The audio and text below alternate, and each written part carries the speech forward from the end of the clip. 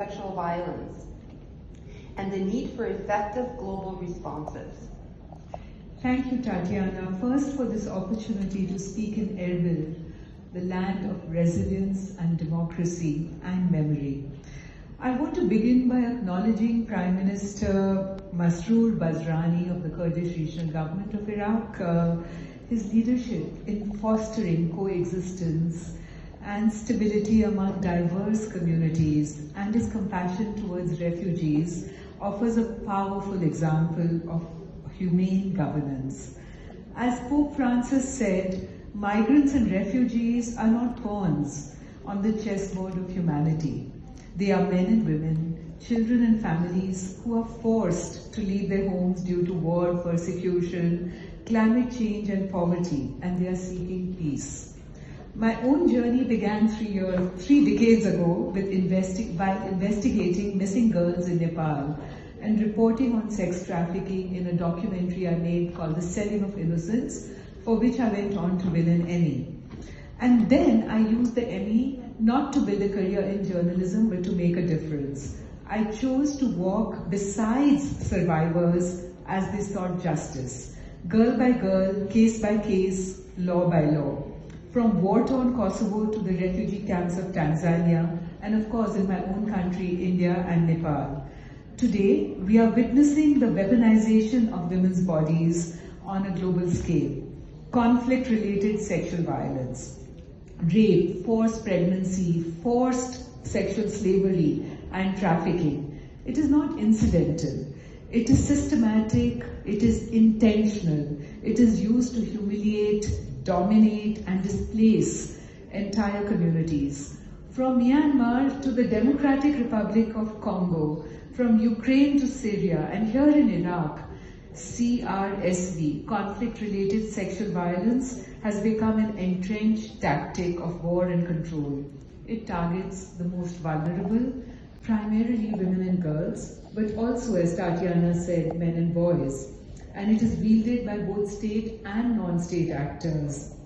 In 2023, the United Nations documented 3,688 verified cases in 20 conflict-affected countries. The UN, United Nations, also reports over 110 ongoing conflicts worldwide, with civilians accounting for over 90% of casualties, most of them women and children. CRSV is not a side effect of war, it is strategy. Its forms are horrific. Rape, it is used to destroy identity and cohesion. Sexual slavery, which people know about here, and forced marriage to dominate and erase culture. Trafficking and prostitution that I work on, fueled by chaos and criminal enterprise. Whether in Myanmar, Congo, Iraq, or elsewhere, the stories converge into a single devastating truth. This violence is not random. It is orchestrated and its impact is generational. Thank you so much, Ruchira. We need a global, coordinated response which is centered on justice, rooted in survivor leadership, and sustained by political will. Helping survivors rebuild is not a burden. It is a chance to reassert our shared humanity. And I want to quote Mahatma Gandhi here, who I think has given a path to humanity which we can all embrace, the path of peace in non-violence. The true measure of any society can be found in how it treats its most vulnerable members. In a world fractured right now by violence, this principle becomes our compass. In Iraq, the genocide against the Yazidi people revealed the horrifying extent to which women's bodies could be used to annihilate an entire community. Thousands of Yazidi girls and women were abducted from Sinjar, separated from their families and sold in open slave markets like cattle. Teenage girls were bought and traded among fighters through encrypted apps and spreadsheets, highly sophisticated mechanisms. They were passed from one captor to another, raped, beaten, and branded as property. Some were as young as 9. Survivors like Nadia Murad, who Ruth spoke about, who endured unimaginable brutality and went on to win the Nobel Peace Prize, have refused to be silenced. Her book, The Last Girl, captures both the depths of the atrocity and the indomitable power of testimony. Her title echoes a philosophy close to my heart and close to the heart of many people in this room and in the National Prayer Breakfast. It's my own concept of the last girl, inspired by Gandhiji's call to uplift the last person in line and by Jesus' teaching that the last shall not be the least. Both turn to community and build change from the ground up. Now, to tackle the urgent problem of CRSV, we need to do the following as a community working with the most vulnerable people. First of all, survivor support. The path forward must begin with those most affected, as my colleague Mandy said. Survivors need more than sympathy. They need services, system, and safety, and they must lead the way. Secondly, we need strong legal frameworks, both local, national, regional, and international, that are actually enforced. Thirdly, prevention strategies that tackle the root cause of CRSV must include dismantling patriarchal norms. When men believe that women are commodities, that women can become the symbol of targeted rapes to punish a nation or a community, we must address impunity, train peacekeepers and military personnel on gender and human rights. Ruth Pojman spoke about what happened in Bosnia. I used to work in the UN for 10 years all over the world, and I saw this in Cambodia and Kosovo as well.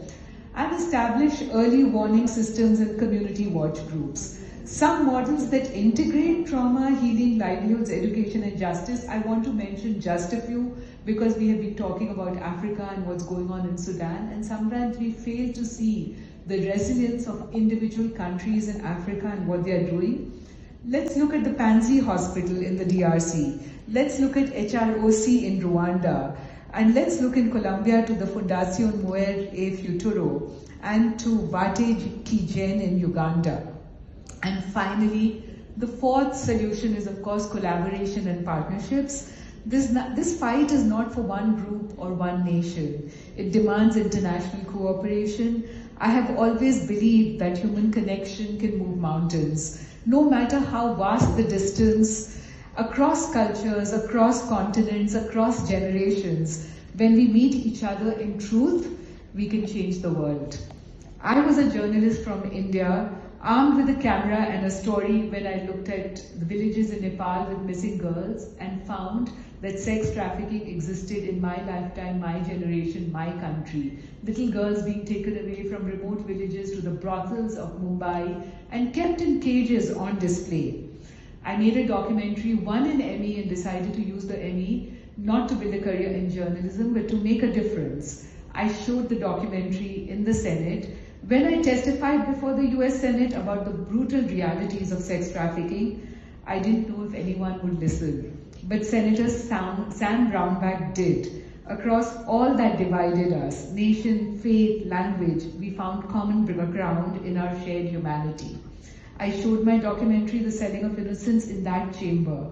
It wasn't just a film, it was the voice of the voiceless, and it moved hearts.